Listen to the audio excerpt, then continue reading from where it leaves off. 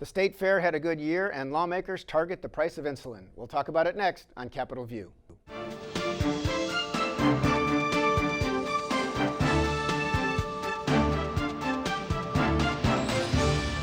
Welcome to Capitol View, the program where we talk about state issues, sometimes federal issues, and how they just might affect your life.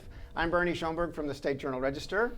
I am all alone on an island at the end of the table, being from the SJR. I have two guys from NPR Illinois, the public radio station, and they write stuff on their website all the time too. Sam Dunklau is back. He is a reporter with NPR Illinois. Welcome back. Hey, Bernie, thanks. And Brian Mackey, who is a State House reporter for NPR Illinois, formerly of the State Journal-Register, which I'm sure helps your writing, but I don't know.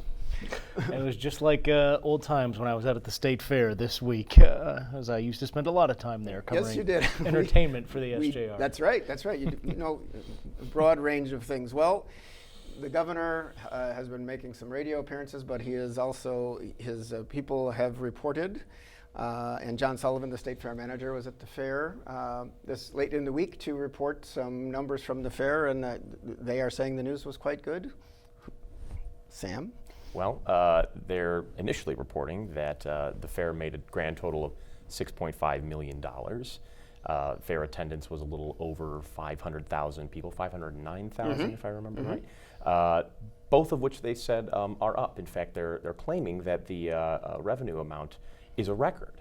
But my colleague Brian yeah, here, but Brian has something is else one to of say those about journalistic skeptics. Brian, what's your take on things after we're listening to the positive news out of the state? A wise person once told me, whenever you're reporting on budget numbers, you can't just take the number. You have to adjust for inflation. I mean, compared to our grandparents, we're all making, billionaire sums of money, relatively speaking. So when the state fair officials said that, this tops the previous record, the revenue, Sam said, $6.55 million this year, tops the previous record of $6.4 million back in 2013. But if you adjust that 2013 number for inflation, it's really closer to $7 million in today's money. So when you actually look at the numbers, maybe not quite as impressive. Still a good year for the fair, though. Attendance was up. Now, attendance was not a record, but when you go back in time, it's pretty entertaining to look. During the 4 years of the George Ryan administration, just miraculously, state fair attendance was over a million all 4 years, and then went right back down, not being. Now, were you on the State Journal-Register when our former editor, one of our editors, Metro editor Mike Hensler, sent people out to the gates to do our own counting because we didn't believe the numbers? No, I don't think I was there for that. There was a time, and that's so you're talking about 15 years ago or so. Our staff was big enough I didn't even have to do that, but we did that, and at least for a day or two, I think. Because of that very idea that maybe somebody wasn't doing an accurate count. But the weather was pretty good this year. There was one very rainy spell, and it moved the time of a concert, but they had each of the big concerts that they had planned, and there was Snoop Dogg, so the fair, and the governor speaks as governors do, quite enthusiastically. There have been improvements on the fair. Governor Rauner, the former one, started the improvement of the Coliseum. It was operating this year for horse shows. It's the beautiful new roof, and some of the roads have been paved, and more work is going to be done on lots of buildings. And there was a giant capital plan that the legislature passed, and I'm sure that the fairgrounds is going to see some of that. So it's something governors like. Some people may not like the state involved in this kind of event. On the other hand, it's a tradition. It highlights the agricultural industry of the state, and everybody is talking about tractors and. Yeah, and they do talk about they're trying to find new ways to get money. So there's advertising sponsorships now. They get a lot of ag companies obviously want to advertise to when you have so many farmers captive in one spot. But I still think it's important. We're talking about a record revenue year, but that is different than profits, and the state fair does still lose money for the state of Illinois. But do we know how much? Every year. We don't know that. I did ask. They said, well, those numbers will be out in an audit later this year, so we'll find that. It's averaged anywhere from $1.5 million to a high of $3.5 million in the last several years in terms of the amount of money that the fair loses. It has been trending downward for the last 2 years. Yeah, so of course, we'll see when you bring 500,000 people to Springfield, they spend money on a lot of other things. And they make that point too. And I'm not just talking about the people who park their cars on their properties on the north end of Springfield, which is quite a giant event every year. Right, right. And some, including some schools and churches and organizations that benefit from that. Lucrative for them, to say the least. Yeah, and the ABC Club that does a lot of parking at the gates. Anyway, on to some Perhaps more difficult news, Brian, an audit has come out of the Illinois Department of Corrections, and we found that there were some questionable practices about overtime, and of course it's a difficult agency to get a hold of it anyway, because it's problematic from the start. It's a difficult agency to run when you're keeping people in prison and they don't want to be there. It certainly is. I mean, it's something where correctional officers start at 43,000 and change when they start their training. Once you get done with training, you're making 48,000. But there are officers who make well over $100,000 a year with overtime and seniority.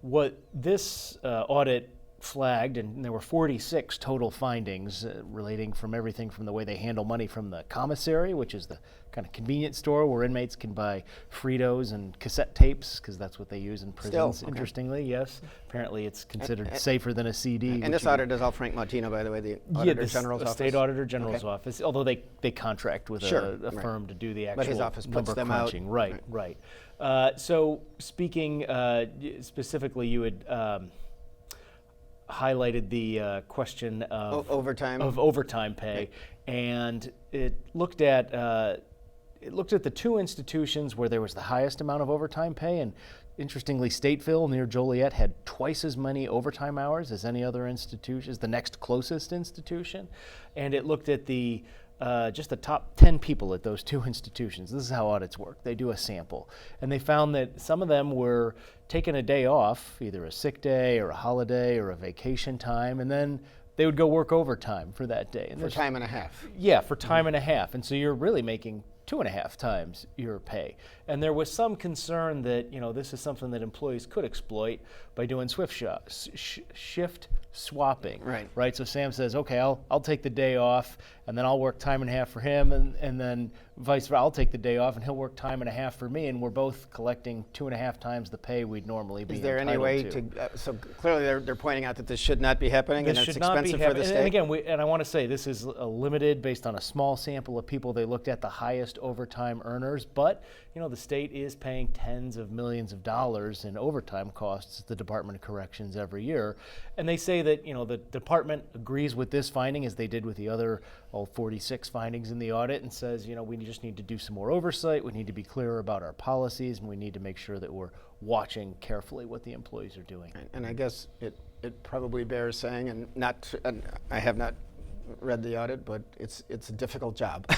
It certainly is. And I mean, when you look at the amount of detail and things you have to think about in a prison, one of the more interesting things I've thought of is in terms of procurement, right? They have to get special kind of radios in prisons because you can't just sort of press it and hold it down to talk the way a police officer was. You have to be able to activate it and then have it go for a minute, broadcasting in case you're a prison guard who's suddenly, incapacitated by being attacked or something like that. So there's a lot of little things in there relating to safety. There was, I thought, another interesting finding in the audit that at 6 different institutions where inmates are working in either machine shops or kitchens where they have access to metal pieces, there's a rule in the Department of Corrections that says they ought to go through a metal detector search when they leave those areas, so they're not taking a screwdriver or a knife or whatever back to their cell.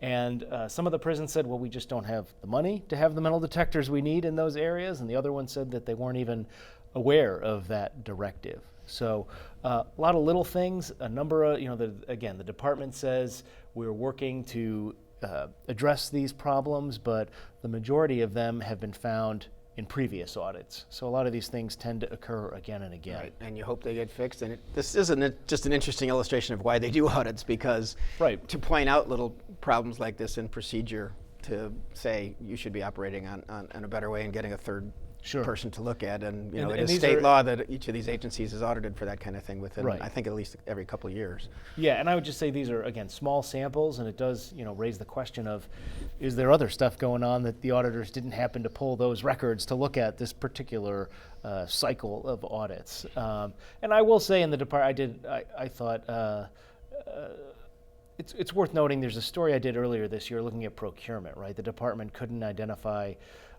couldn't locate during a search millions of dollars worth of equipment, and I don't remember the computer exact, equipment. I think it was computer equipment was in this audit. That one had everything from furniture to grandfather clocks and things like that went missing. I requested a list of the items that were missing or couldn't be located, right? Because they're not necessarily missing, and even though it seems like a big top line number, I think it was $3 million worth of stuff that couldn't be located.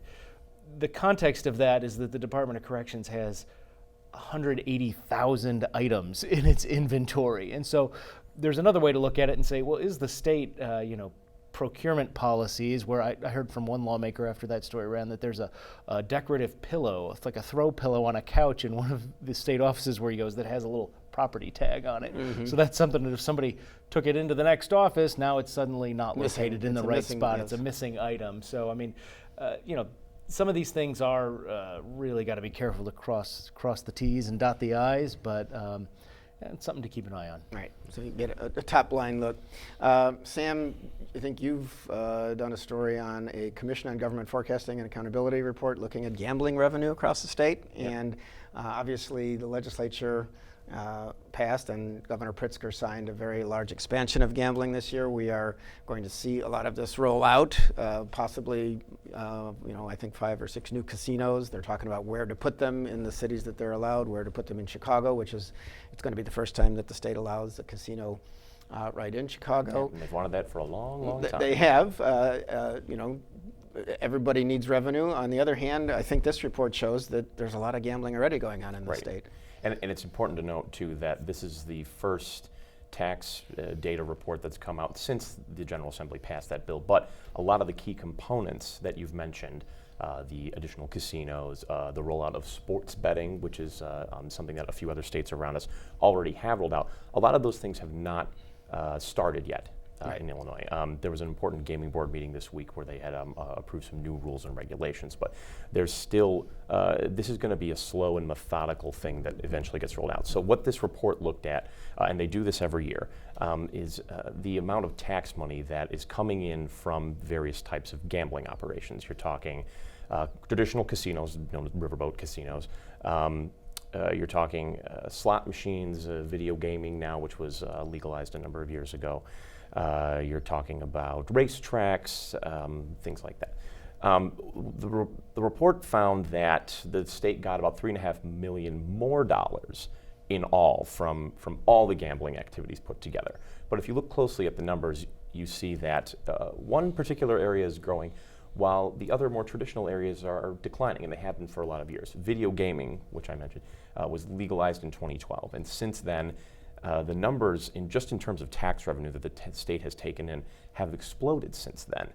This year alone, from last year to this year, the state took in an additional $40 million just in tax revenue. Now, you're not talking about the profit, how much is being played, right, that goes to the owners of the machines and the bars and restaurants where they reside. And it shouldn't be surprising either, because the state now has some 33,000 video gaming machines. Isn't that something? And Springfield has the most, with more than 500. The city of Springfield itself. Believe it or not, we actually have more now, 643. Isn't that something? Out. Yeah, but right. So the flip side of that is that traditional gaming establishments, you're talking about riverboats and racetracks, have been declining steadily. And again, that should probably be no surprise either, because if I'm somebody who lives in a neighborhood and my local bar now has 2 slot machines that I can maybe win a little bit on, as opposed to the casino, which might be 50 miles away from me, what am I going to go to? I'm going to go to the bar down the street. Maybe waste a little less money, maybe earn a little bit something that I wouldn't be able to earn over at the casinos. Or lose. Yes. Or lose, yes. More than likely lose. Right? In all of this, anyway, what we're saying is, maybe are we reaching saturation, or can more be added? Mm-hmm. And that's a continuing question, I guess. Yes, exactly. So the big question, the Confer report raised this. I spoke with Tom Swoik from the Illinois Casino Gaming Association, who's been following this for 25 years. He's a longtime State House lobbyist on this particular issue. And the new casinos where they want to set them up, Rockford, Danville, Waukegan, and some other spots around the state. Walker's Bluff, I think, is one of them. Yes, in southern Illinois, plus Chicago. Right, plus Chicago. So all of those casinos, if you look at them, they're near the borders of states that already have an established casino operation, or they're going to be having one. In Rockford, they're talking about building another one. The Ho-Chunk Nation is talking about building one over the border in Wisconsin. Terre Haute, Indiana, right near Danville, is talking about building a casino there. Now, the difference being is that in those two states, you're talking about states that are a little bit friendlier to gamblers, to the gambling industry particularly. The casinos there can be a little more lucrative. So is too much too much? And considering that we've got 6 new licenses and are counting on this for tax revenue in part, that's a question that needs to be asked. And I think of a Springfield lobbyist for something called Illinois Church Action on, I think, alcohol. And Anita Bedell, who for years has been one of the strongest voices against gambling because of gambling addiction, because of what it means to families, the fact that the state hasn't been utilizing the gambling hotline enough, or that enough people somehow aren't getting through to it, because obviously there can be social problems with this. And I'm old enough to still remember, I think it was Dan Walker or Jim Thompson, I think it was Dan Walker that first allowed scratch-off tickets of a lottery, was the first legal gambling in Illinois. Then off-track betting parlors. I remember Jim Thompson promoting those when they came on. Then riverboat gambling and the first licenses, and now gambling is everywhere. So the whole state is Las Vegas. I'm not sure I've detected a great change in culture, but a lot of people are spending on it. Apparently, I know a lot of people enjoy it, but you also have to worry about social cost. It always, but that argument seems to have somehow flown the coop. Yeah, well, a guy named Trajan McGill, who was somebody who was speaking against this issue back during session, had said, the state is wanting people to increasingly take a bet against themselves. And isn't that interesting that we're relying on that for tax money? Well, there wouldn't be all these casinos and machines, and they wouldn't all be so nice if people always won when they played. House always wins. That's the rule. Yeah, I think it's particularly interesting looking at the continued proliferation of the video gambling and maybe it's just because I think all of us live in Springfield. You see it, everywhere. It's in your face. Everywhere. And the new gambling law increased the per establishment limit from 5 to 6 machines. Right. But even without that, sort of before that passed, as Sam pointed out, a big jump, more than about 3,000, a little less, 2,800 or so new video gambling terminals were added statewide from June of 2018 to June of this year. And when you divide that, the old casinos used to be limited to 1,200 positions. That's like 2 1/3 new casinos opening in Illinois. And in fact, they still are limited to that amount of positions. Yeah, 1,200. I thought some of the casinos went up in the new bill, the Yeah, 2000. the new bill kind of was nice to everybody a little bit. It wants to spread the wealth. But and I think Sam got to this in his story, there's this question of saturation of, you wonder how much money people are going to continue to spend. I guess in some of the border areas, maybe you're drawing people in who are spending their money elsewhere, but it seems like at some point, this market is going to reach a saturation point, and there will either be some consolidation or something to have to change. All right, well, on to another topic. This is indeed a life and death topic, but there's press conferences. I know at least in Peoria and Springfield this week, State Senator Andy Menard was among lawmakers doing this. He is the lead sponsor in the Senate. Will Guzzardi of Chicago is the sponsor in the House of a bill that would limit the out-of-pocket costs for insulin, which diabetics need to maintain health, to $100 a month. And what we know is from some diabetics who spoke at these events that the charge, with the help of insurance even, can be like $1,700 a month, and out of pocket can be several hundred. And one woman talked about getting into diabetic comas and going to the hospital a couple times because she was trying to ration herself and only take half, or try to make one day's insulin last for 2.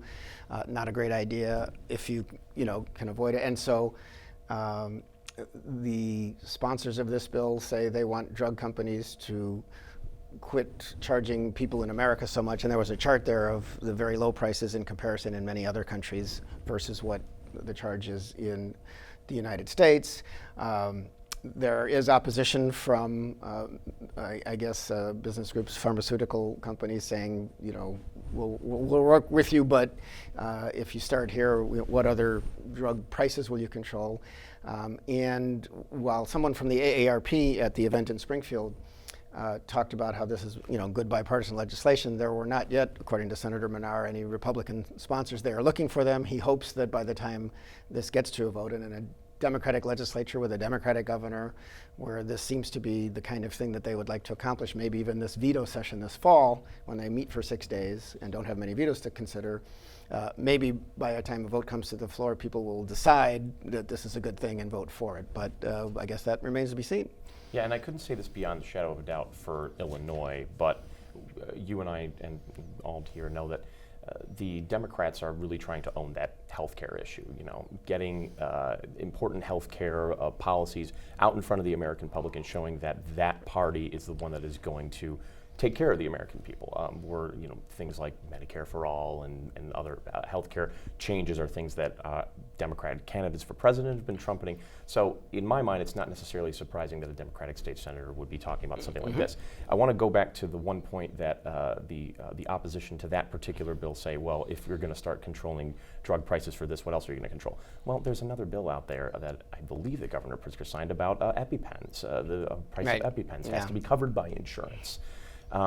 This I don't think it should be surprising that this legislature and this governor are moving in that direction to try to make healthcare more affordable and accessible. And of course, when Republicans certainly would fight back at this, as we've hear from members of Congress who want Obamacare to go away. Well, the deductibles are so high and the premiums are so high for some people that people can't afford, the care that they get under the silver plan or the bronze plan or whatever they get. So it's a continuing problem in America, and people have very different views of how to solve it. But you're right, the Democrats are certainly trying to make it an issue. And if you hear President Trump talk, you hear a very different kind of tone than if you hear Speaker Pelosi talk. And of course, that's at the federal level, and on we come down to the state. As different areas of the state are figuring out what to do with the new gambling law, they're also figuring out what to do with the new marijuana law. Some cities are opting out. The city of Springfield, the city council just this week passed their proposal to say they will tax sales of recreational marijuana within the city limits at the 3%, which is allowed by the state. They'll use half of it for pensions and half of it for East Side development.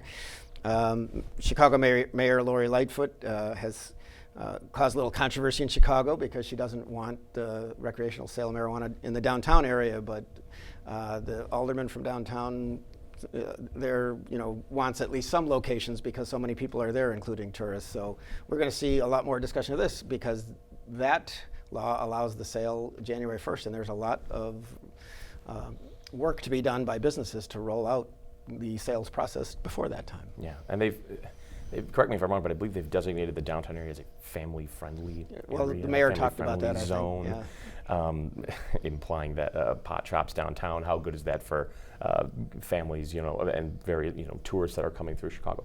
But a few aldermen, I've seen that Rich Miller reported that a number of lawmakers have questioned whether or not moving forward with that policy to ban downtown sales of marijuana is the right way to go, simply because of the sheer volume of people that go through the downtown area. From Lightfoot's perspective, the neighborhood should benefit from, if we're going to set up legal sales of marijuana. The new business. Because neighborhoods on the south and west side have been predominantly targeted by Chicago police. They're the ones that have borne the brunt of the criminal justice system in selling this. So now that we're going to make it legal, do we want millionaires who are running these large pot shops downtown to be the ones that take the profits? So you see the viewpoint from her angle, but a lot of people are saying, okay, well, take a step back a moment and see that there's a lot of money to be made, particularly if you make it convenient for people downtown. Right. So there's just so much traffic on those sidewalks. It's kind of crazy. Same issue as the Chicago casino, whether to have that in downtown or right. near the convention center or something where the people are, or do you put it in the neighborhood and try and create a new area in the city where you get an economic lift? Right. One Illinois story going on is the fact that John Shimkus, longtime member of Congress, is not running again. It's South and Eastern Illinois, but just so we know, a development this last week, Erica Harold, who is from Urbana and is an attorney, is a former Miss America and ran for Congress in the 13th Congressional District and also ran for Attorney General last year. Very promising political career, although she hasn't yet achieved that office, decided that she would not run for the Shimkus seat. I found that kind of interesting because it seems like she could have possibly easily won, given the prominence of her name and who she is. She's a very, she presents herself quite well on the campaign trail.